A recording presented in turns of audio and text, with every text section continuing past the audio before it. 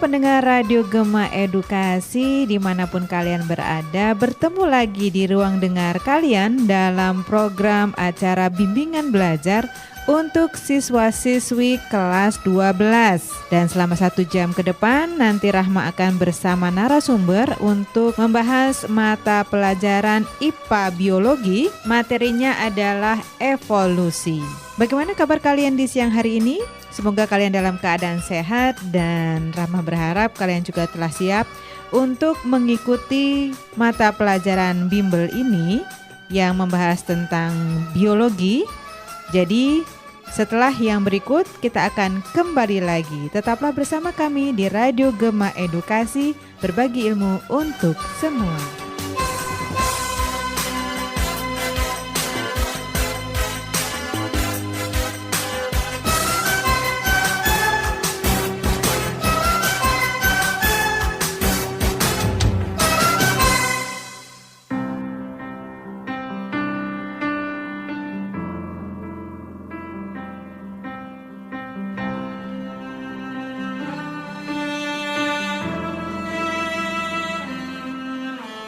Apa gunanya wangi bila selalu patah hati?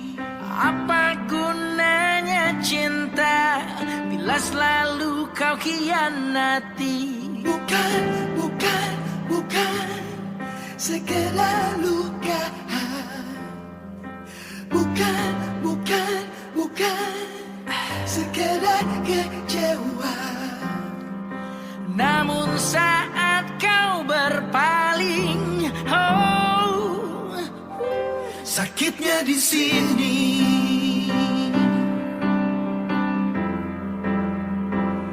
Sakitnya di sini.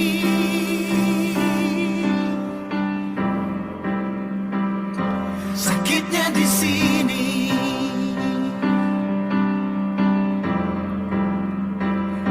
Sakitnya di sini.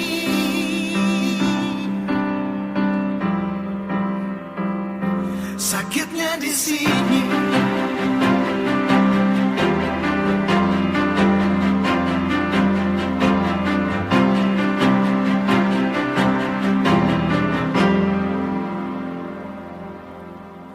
Apa gunanya wangi bila selalu patah hati?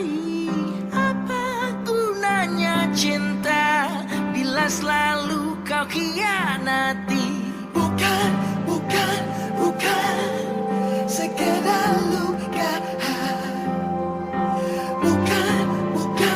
Bukan sekedar kecewa.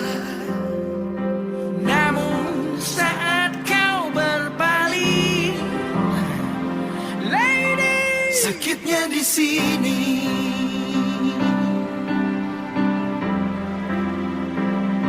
Sakitnya di sini. Oh, oh. Sakitnya di sini.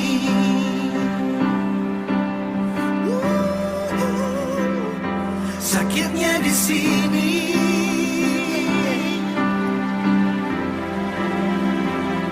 Sakitnya di sini.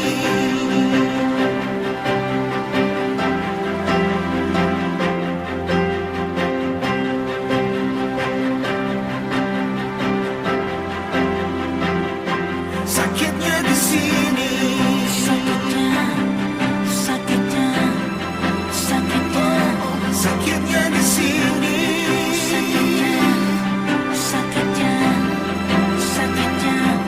Sakitnya di sini.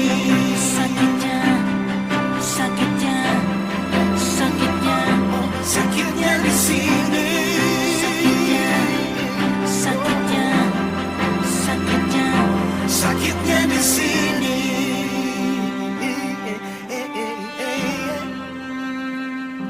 Sakitnya di sini.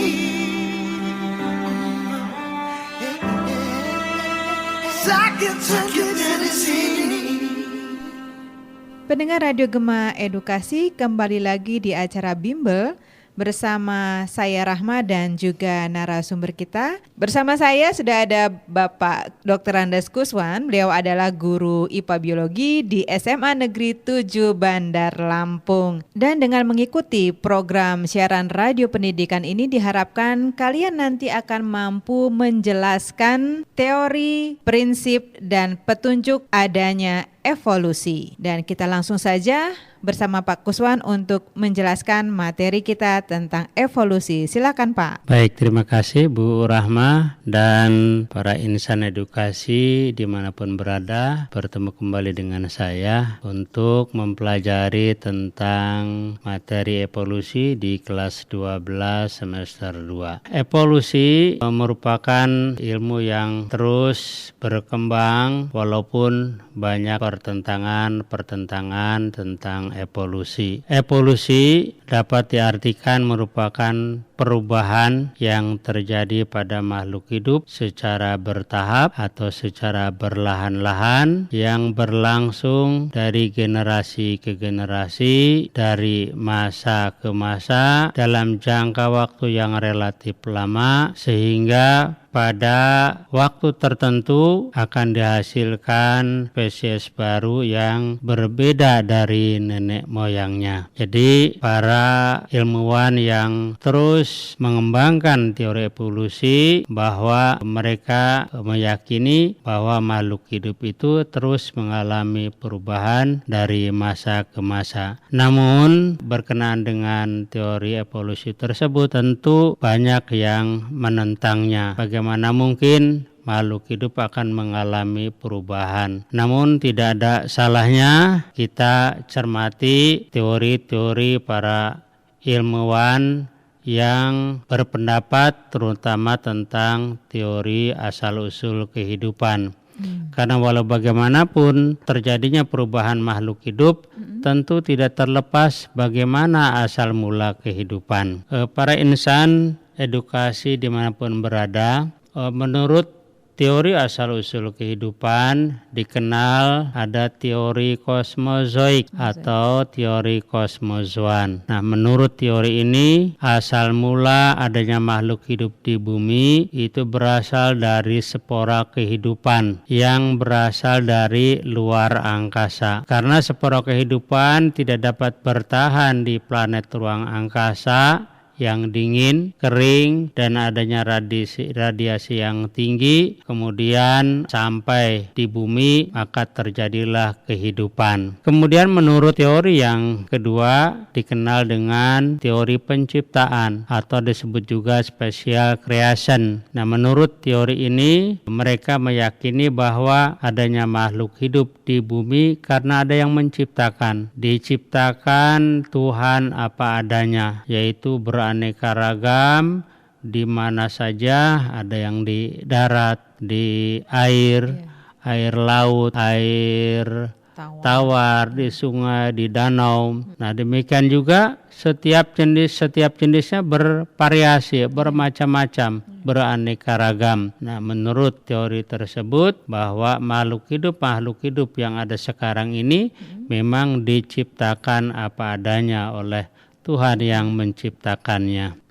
Nah, selanjutnya adalah teori abiogenesis atau dikenal dengan teori generatio spontanea. Nah, menurut teori ini mereka meyakini bahwa makhluk hidup itu berasal dari makhluk tak hidup yang terjadi secara spontan. Nah, bayangkan seandainya benar terjadi, alangkah begitu banyaknya makhluk hidup dari benda tak hidup bisa menjadi makhluk hidup. Namun demikian itu adalah teori, tidak ada salahnya, dan tokoh teori abiogenesis antara lain yang pertama Aristoteles. Dari tahun 384 sampai 322 sebelum Masehi. Aristoteles mengamati adanya cacing yang muncul dari tanah yang direndam air. Kemudian Aristoteles berkesimpulan cacing yang muncul tersebut berasal dari tanah yang direndam air. Artinya makhluk hidup tersebut muncul dari benda tak hidup. Nah, Kemudian yang kedua, para ilmuwan atau tokoh yang mempercayai teori abiogenesis adalah Antony van Leeuwenhoek. Antony van Leeuwenhoek ini mengamati air dari rendaman jerami. Antony van Leeuwenhoek adalah ilmuwan yang pertama kali dapat membuat alat pembesar seperti lup dan mikroskop. Dengan menggunakan alat pembesar, Antony van Leeuwenhoek mengamati air rendaman jerami tersebut. Ternyata ditemukan mikroorganisme atau jasad renik, sehingga Antony van Leeuwenhoek berkesimpulan bahwa benda renik tersebut muncul berasal dari rendaman air jerami. Dengan kata lain, makhluk hidup berasal dari benda mati atau benda tak hidup. Nah, pengikutnya yang lain adalah John Needham. John Needham menyimpan air kaldu daging yang pada botol yang ditutup dengan gabus. Nah, kemudian muncul mikroorganisme, maka John Needham juga berkesimpulan mikroorganisme yang muncul pada botol yang ditutup dengan gabus berasal dari air kaldu daging, atau dengan kata lain makhluk hidup berasal dari benda mati. Kemudian yang keempat adalah Jean-Baptiste van Helmont. Nah, ini berpendapat bahwa tikus berasal dari baju kotor yang terkena keringat manusia, karena Jean-Baptiste van Helmont ini mengamati dari baju kotor yang terkena keringat kemudian disimpan di gudang gandum, kemudian muncul tikus, maka berkesimpulan tikus tersebut berasal dari tumpukan baju yang berkeringat yang disimpan di gudang gandum. Nah, selain itu Van Helmont juga mempercayai bahwa katak berasal dari guntur yang turun ke bumi bersama air hujan. Nah, itu beberapa teori yang sejalan dengan teori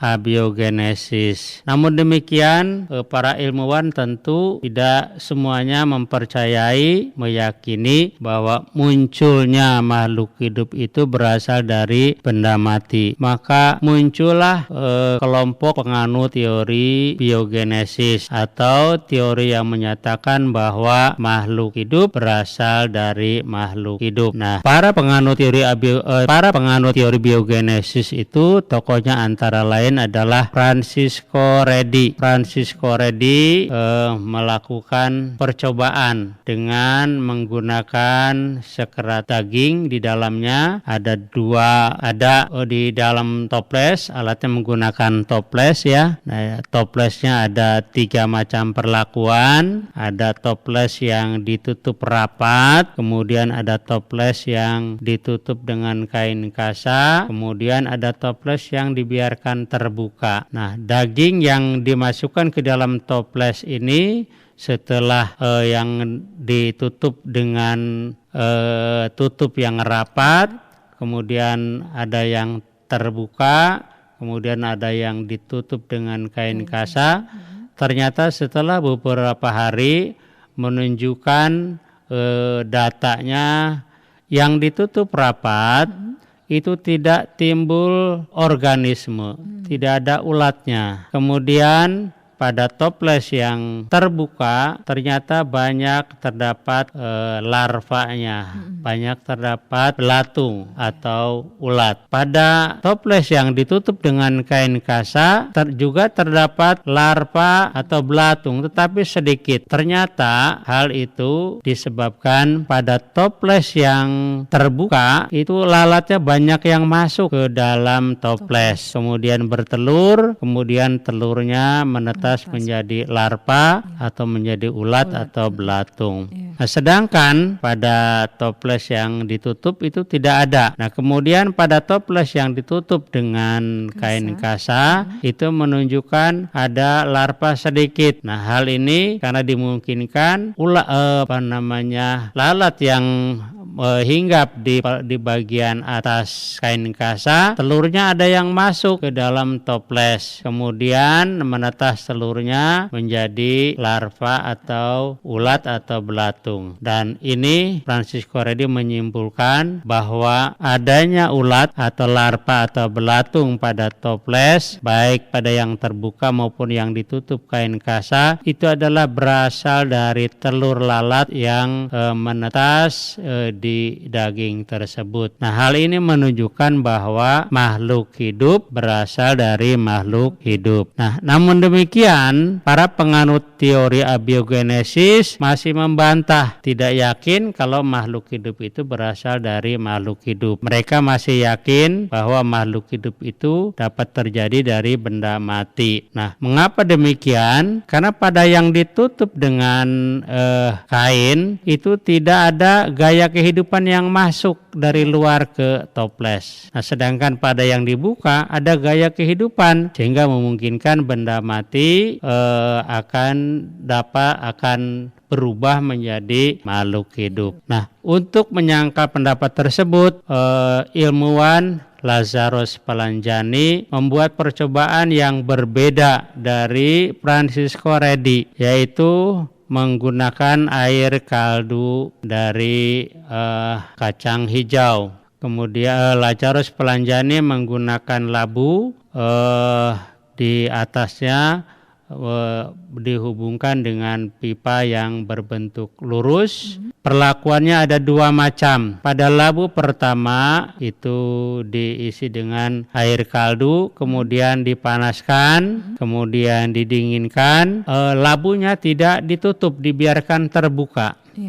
Nah, kemudian yang kedua, air kaldu yang ada di dalam labu dipanaskan juga, tetapi setelah didinginkan ditutup. Nah, sehingga ada labu yang terbuka dan ada labu yang tertutup.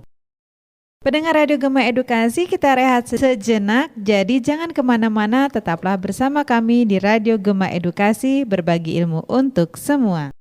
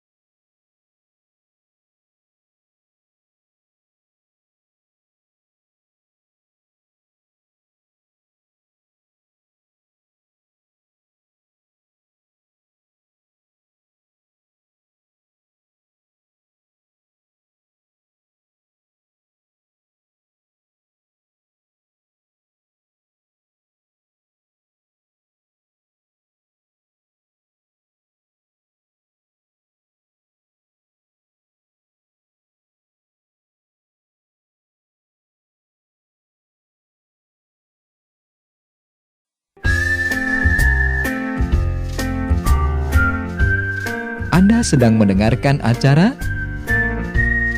Bimbel, Bimbingan Belajar di Radio Gema Edukasi, berbagi ilmu untuk semua.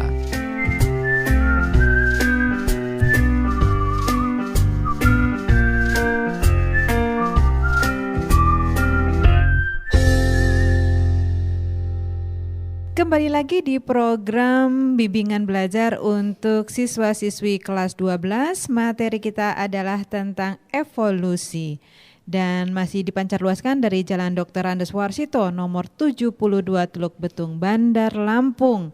Dan jangan lupa jika kalian ingin mengaksesnya dari internet dengan www.disdikbud.lampungprof.go.id.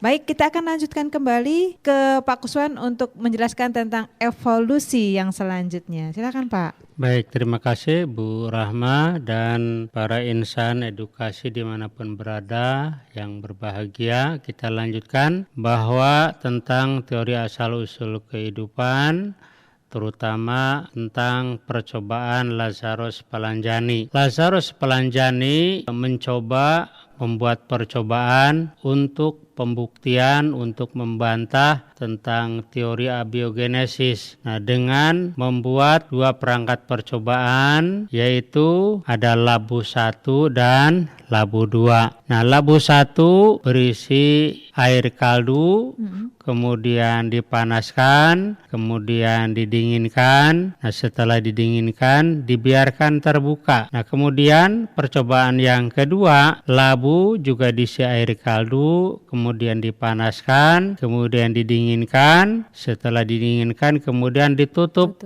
dengan penutup kain. Nah, setelah beberapa hari, pada labu 1 yang tidak ditutup, air kaldunya menjadi keruh. Sedangkan yang ditutup rapat, air kaldunya masih bening.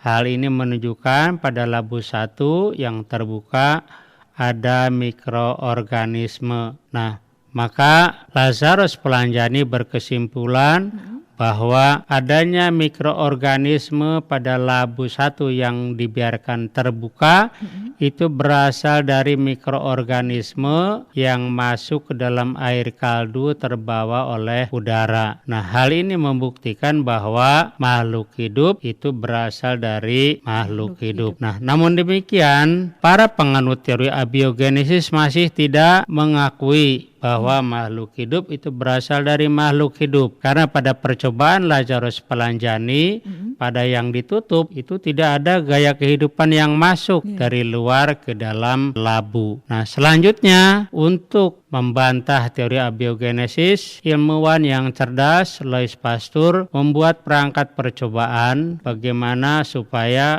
penganut teori abiogenesis yakin bahwa makhluk hidup itu berasal dari makhluk hidup. Nah, pada Louis Pasteur percobaannya hampir sama dengan Lazarus Palanjani, hanya labunya dihubungkan dengan menggunakan pipa berbentuk huruf S atau leher angsa. Jadi ada dua perangkat juga. Perangkat yang satu juga diisi dengan air kaldu daging ya. Jadi dua-duanya diisi air kaldu daging, kemudian dua-duanya dipanaskan. Nah, yang labu 1 setelah dipanaskan kemudian dibiarkan tetap tegak sehingga pipa yang berbentuk huruf S itu dibiarkan terbuka. Nah, ini memungkinkan ada udara yang masuk ke labu. Nah, kemudian pada labu yang kedua setelah dipanaskan, mendidih, kemudian dimiringkan sehingga air kaldunya bisa menyentuh ke pipa yang berbentuk huruf S. Nah, kemudian didiamkan di beberapa hari, kemudian dihasilkan data pada labu yang dibiarkan tegak itu ternyata tetap bening. Hal ini menunjukkan tidak ada mikroorganisme. Sedangkan pada labu yang kedua yang dimiringkan ditemukan air kaldunya menjadi keruh. Hal ini menunjukkan adanya mikroorganisme. Maka Louis Pasteur berkesimpulan bahwa pada labu yang dimiringkan tadi ada mikroorganisme berasal dari mikroorganisme dari luar yang terbawa bersama udara masuk ke dalam labu kemudian berkembang biak, sehingga berkesimpulan bahwa makhluk hidup itu berasal dari makhluk hidup. Maka dengan berhasilnya percobaan Louis Pasteur, gugurlah teori abiogenesis. Sehingga dari ketiga percobaan tersebut, baik Francisco Redi, Lazarus Spallanzani, dan Louis Pasteur, itu timbul 3 slogan teori biogenesis, yaitu Omni vivum ex oppo, yang artinya setiap makhluk hidup berasal dari telur. Omni ovum ex vivo, setiap telur berasal dari makhluk hidup. Yang ketiga, Omni vivum ex vivo, artinya setiap makhluk hidup berasal dari makhluk hidup. Para insan edukasi dimanapun berada, dengan berhasilnya percobaan Louis Pasteur, maka gugurlah teori abiogenesis. Namun demikian, ternyata para penganut atau ilmuwan yang mengembangkan tentang teori evolusi terus mengembangkan teori evolusinya. Di antaranya adalah teori evolusi kimia. Nah, teori evolusi kimia ini diawali atau dipengaruhi oleh teori terbentuknya bumi dan planet-planet ruang angkasa. Nah, siswa-siswi atau insan edukasi dimanapun berada yang mempelajari tentang fisika tentu mengenal teori nebula atau teori kabut asal, yaitu menurut teori nebula terbentuknya planet-planet dan bumi itu terjadi berasal dari ledakan benda-benda angkasa yang membentuk kabut asal atau nebula. Selanjutnya, nebula memadat, kemudian meledak berulang-ulang sehingga menghasilkan planet-planet atau bintang-bintang termasuk bumi. Nah, kemudian yang kedua adalah teori Big Bang. Nah, menurut teori Big Bang terjadi kondensasi benda angkasa, kemudian menyatu dan mengecil, kemudian meledak. Nah, debu dan gasnya membentuk bintang dan bumi. Nah, teori tersebut sangat mempengaruhi para penganut teori evolusi kimia. Pertama adalah Oparin dan Halden. Mereka meyakini bahwa karena atmosfer ini berupa gas, tentu banyak mengandung berbagai macam gas. Nah, di antaranya atmosfer bumi kita ini mengandung gas H2 atau gas hidrogen, CH4 atau metana, NH3 amoniak, dan uap air. Maka pada masa itu, pada masa awal proses pembentukan planet bumi, itu gas-gas tersebut banyak sekali. Nah, selain itu, keadaannya sangat panas karena ada energi sinar matahari yang sangat panas, kemudian ada energi panas bumi, ada energi sinar ultraviolet, ada energi sinar kosmis, kemudian juga ada halilintar yang menghasilkan energi listrik. Nah, menurut Oparin dan Halden bahwa gas-gas tersebut akan bereaksi menjadi senyawa organik sederhana. Selanjutnya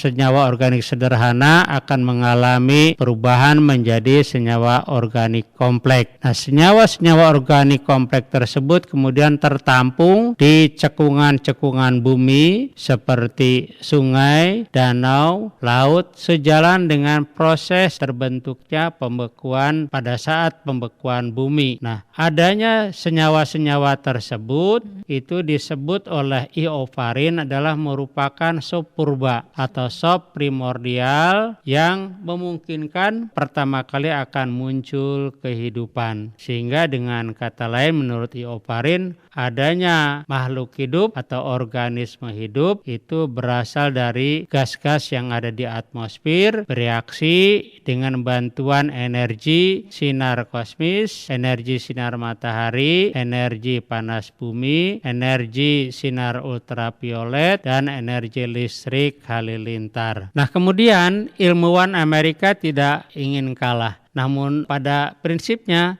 teorinya sama dengan teori Ioparin. Harold Urey juga meyakini bahwa di atmosfer bumi ini kaya akan gas-gas H2O, H2, CH4 dan NH3. Namun hipotesis Harold Urey ini dapat dibuktikan oleh Stanley Miller. Juga yang sama hipotesisnya, Stanley Miller membuat suatu alat yang mirip apa yang dihipotesiskan oleh Harold Urey yang dikenal dengan istilah perangkat percobaan Miller dan Harold Urey, yaitu membuat tabung yang bentuknya seperti pipa, ada tabung yang berisi air yang bisa digunakan untuk memasukkan air, kemudian pipa tersebut dibuat dalam keadaan hampa karena memang pada saat itu diduga tidak ada oksigen. Jadi tidak ada oksigen yang ada di atmosfer. Kemudian ke dalam pipa tersebut, ke dalam alat tersebut ada keran yang bisa dimasukkan gas-gas seperti H2, CH4 dan NH3. Nah, kemudian pada alat tersebut juga terdapat tabung yang terdapat elektroda. Ada elektroda positif, ada elektroda negatif. Nah, elektroda positif dan elektroda negatif ini bila dihubung-hubungkan akan menghasilkan energi listrik yang identik dengan energi halilintar yang ada di atmosfer. Nah, dari percobaannya itu, Stanley Miller dapat membuktikan bahwa senyawa-senyawa gas tersebut dapat bereaksi membentuk senyawa organik sederhana. Nah, namun demikian percobaan Stanley Miller dan Harold Urey tidak bisa membuktikan bagaimana senyawa organik tersebut bisa menjadi organisme yang hidup. Dan bahkan sampai saat ini belum ada pabrik yang canggih pun atau para ilmuwan yang cerdas dapat membuktikan bahwa benda mati menjadi makhluk hidup. Nah, sehingga dari teori evolusi kimia terus berkembang ke teori evolusi biologi. Nah, karena memang ternyata para ilmuwan masih terus mengembangkan tentang teori evolusi. Nah, dari teori evolusi kimia berkembang teori evolusi biologi. Para penganut teori evolusi biologi meyakini bahwa dari teori evolusi kimia itu terus akan menghasilkan organisme. Nah, sebagai tokohnya adalah Sidney W. Fox. Nah, Sidney W. Fox ini mencoba untuk membuktikan teori-teori sebelumnya. Namun demikian, Sidney W. Fox juga tidak bisa membuktikan bahwa gas-gas yang ada di atmosfer ini menjadi organisme hidup. Namun timbul teori tentang asal-usul organisme yang diduga pertama hidup adalah organisme yang bersifat prokariotik, karena diduga organisme tersebut merupakan organisme yang paling sederhana, bersifat heterotrop ya, karena belum memiliki membran inti atau membran nukleus, belum bisa membuat makanan sendiri atau belum bisa membentuk senyawa organik dari senyawa anorganik. Nah, sehingga diduga untuk keperluan hidupnya organisme tersebut memanfaatkan senyawa-senyawa organik yang tersedia di cekungan-cekungan bumi seperti di laut, di danau, di sungai. Karena senyawa organik tersebut terus dimanfaatkan oleh organisme yang bersifat prokariotik, maka lama-kelamaan katanya akan habis, sehingga organisme prokariotik itu mengalami perubahan menjadi organisme prokariotik yang bersifat anaerob dan autotrof. Dari proses tersebut, dari heterotrop menjadi autotrop, ini menunjukkan adanya perubahan dari yang tidak mampu melakukan fotosintesis menjadi mampu melakukan fotosintesis. Nah, ini berarti menunjukkan adanya perubahan ke arah yang lebih baik. Namun demikian, itu adalah teori. Nah, kemudian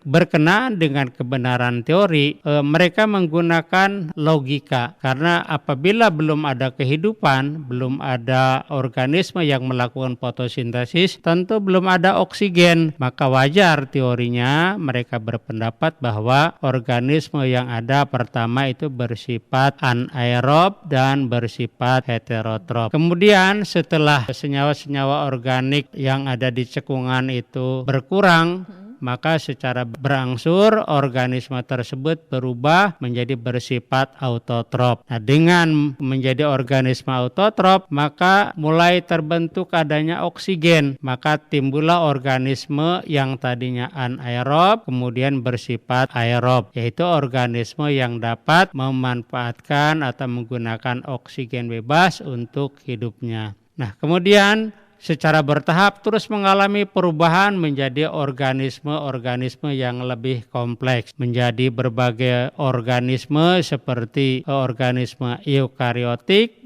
kemudian yang tadinya tidak memiliki membran inti menjadi memiliki membran inti. Yang tadinya belum memiliki dinding sel kemudian memiliki dinding sel, sehingga timbullah protista. Nah, dari protista ada yang menyerupai tumbuhan sehingga berkembang menjadi berbagai macam tumbuhan. Ada yang memiliki dinding sel tetapi tidak melakukan fotosintesis sehingga berkembang menjadi kelompok jamur. Nah, ada juga yang tidak memiliki dinding sel, tidak mampu berfotosintesis sehingga mengalami perkembangan menjadi kelompok hewan. Nah, sehingga dari proses tersebut menunjukkan bahwa makhluk hidup dari yang sederhana mengalami perkembangan menjadi makhluk hidup yang lebih kompleks sehingga dikenal dengan istilah evolusi filogenetik, yaitu perubahan makhluk hidup dari tingkat yang sederhana menjadi tingkat yang paling kompleks. Bagaimana Insan Edukasi? Banyak sekali informasi yang tadi telah disampaikan oleh Pak Kuswan mengenai evolusi ini, dan nanti kita akan kembali lagi. Tetaplah bersama kami di Radio Gema Edukasi, berbagi ilmu untuk semua.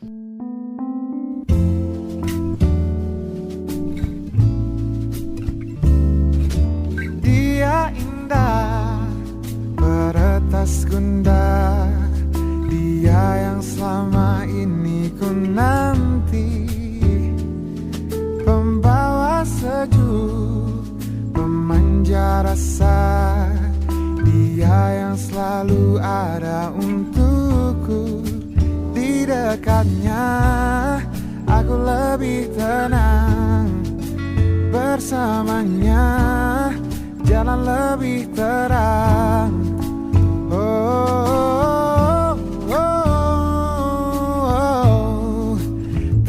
Tetaplah bersamaku, jadi teman hidupku. Berdua kita hadapi dunia. Kau milikku, milikmu, kita satukan tuju. Bersama arungi derasnya waktu. Kau milikku, ku milikmu. Kau milikku, ku milikmu.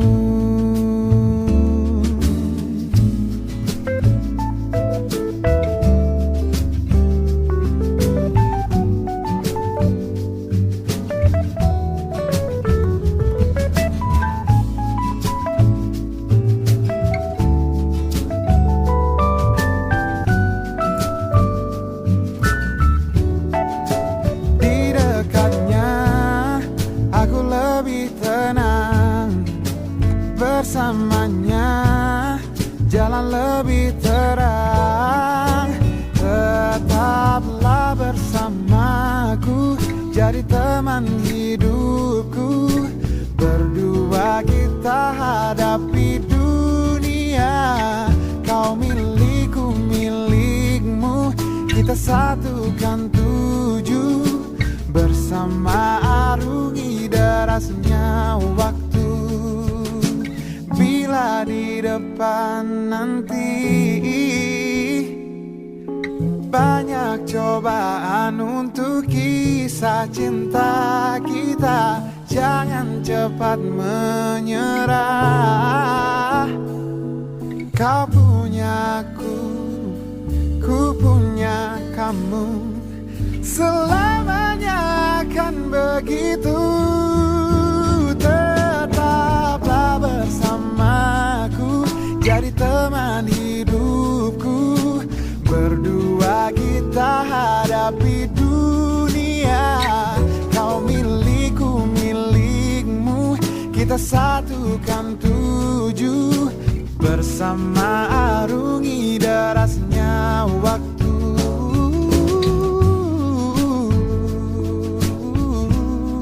Kau milikku, ku milikmu. Kau jiwa yang selalu aku puja.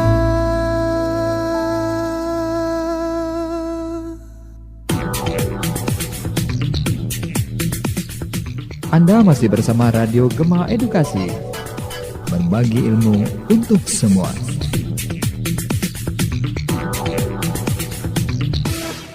Masih dari Studio Dinas Pendidikan dan Kebudayaan Provinsi Lampung, Radio Gema Edukasi berbagi ilmu untuk semua. Dan sampailah kita pada akhir dari pembahasan materi kita untuk hari ini mengenai evolusi, dan saatnya Pak Kuswan untuk memberikan kesimpulan. Silakan Pak. Baik, terima kasih Bu Rahma dan para insan edukasi dimanapun berada, bahwa evolusi itu terjadi pada makhluk hidup. Namun demikian, terjadinya perubahan pada makhluk hidup itu tidak terlepas dari asal-usul kehidupan, sehingga timbullah berbagai teori tentang asal-usul kehidupan. Di antaranya adalah teori kosmozoik, teori penciptaan, dan teori abiogenesis. Nah, berdasarkan teori tersebut, tentu terjadinya makhluk hidup itu pada saat ini sangatlah bertentangan dengan prinsip-prinsip biologi. Nah, kemudian yang 4 adalah teori biogenesis. Nah, teori inilah yang menentang teori abiogenesis. Tokohnya adalah Francisco Redi, Lazarus Palanjani, dan Louis Pasteur. Sehingga dari percobaan-percobaannya tersebut timbul slogan teori biogenesis, yaitu omni vivum ex oppo, artinya setiap makhluk hidup berasal dari telur. Omne ovum ex vivo, setiap telur berasal dari makhluk hidup. Dan omni vivum ex vivo, setiap makhluk hidup berasal dari makhluk hidup.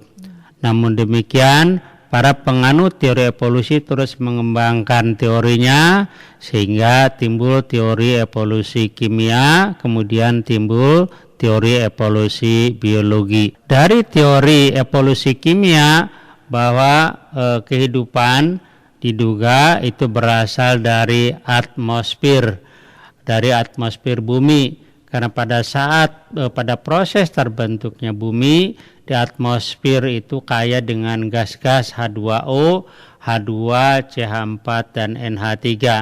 Dengan adanya energi yang ada di atmosfer seperti energi sinar kosmis, energi sinar matahari, energi panas bumi, energi sinar ultraviolet, energi listrik halilintar, gas-gas tersebut bereaksi membentuk senyawa organik sederhana.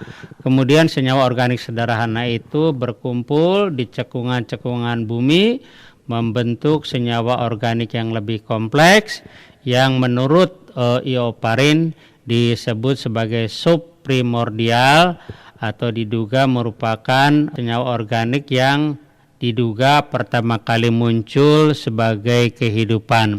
Nah, pendapat yang sama juga disampaikan oleh Harold Urey dan Stanley Miller, bahwa timbulnya organisme hidup itu diduga dari gas-gas yang ada di atmosfer, seperti apa yang disampaikan oleh Ioparin.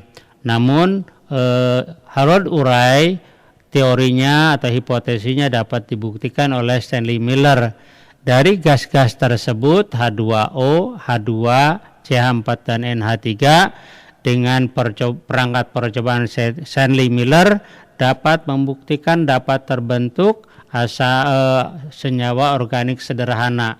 Namun Harold Urey dan Shanley-Miller tidak bisa membuktikan bahwa senyawa organik tersebut akan timbul menjadi organisme hidup. Namun demikian, terus timbul teori-teori biologi, teori evolusi biologi, bahwa organisme pertama yang ada adalah berupa prokariot, bersifat anaerob dan heterotrof. Karena pada masa itu belum ada oksigen, maka diduga organisme tersebut yang ada bersifat anaerob. Kemudian belum bisa membuat makanan sendiri, sehingga untuk memperoleh senyawa atau makanannya dari senyawa-senyawa organik yang berada di cekungan-cekungan bumi. Sejalan dengan proses evolusi, semakin habis senyawa organik tersebut sehingga organisme mengalami perubahan dari heterotrof menjadi autotrof, mampu melakukan fotosintesis dan kemosintesis. Selanjutnya dari prokariot berubah mengalami perubahan menjadi eukariot. Dari eukariot ada yang mengalami perubahan ke arah memiliki dinding sel sehingga berubah menjadi protista. Dari protista ada mengalami perubahan, ada yang ke arah hewan sehingga ada protista mirip hewan. Kemudian ada yang memiliki klorofil berkembang menjadi ke arah seperti tumbuhan. Dan ada protista yang tidak memiliki klorofil tetapi memiliki dinding sel sehingga berkembang menjadi jamur. Terus mengalami perubahan organisme tersebut sehingga menjadi organisme yang lebih kompleks, lebih lengkap sehingga dikenal dengan istilah evolusi filogenetik, yaitu sejarah perkembangan makhluk hidup dari tingkat yang sederhana menjadi tingkat yang lebih kompleks, lebih sempurna. Demikian Bu Rahma kesimpulan yang dapat saya sampaikan pada pertemuan ini. Ya, terima kasih Pak Kuswan yang telah hadir dan meluangkan waktunya bersama kita di studio dalam program bimbingan belajar untuk siswa-siswi kelas 12. Sampai di sini dulu perjumpaan kita pendengar Radio Gema Edukasi. Untuk mata pelajaran biologi dengan materinya adalah evolusi. Nanti di lain kesempatan kita dapat berjumpa kembali. Baik pendengar Radio Gema Edukasi, kami pamit undur diri. Namun kalian dapat mendengarkan kembali acara ini esok hari di waktu yang sama dengan materi yang berbeda. Saya Rahma dan kru Radio Gema Edukasi yang bertugas dari Studio Dinas Pendidikan dan Kebudayaan Provinsi Lampung mengucapkan terima kasih. Selamat beraktivitas dan sampai jumpa.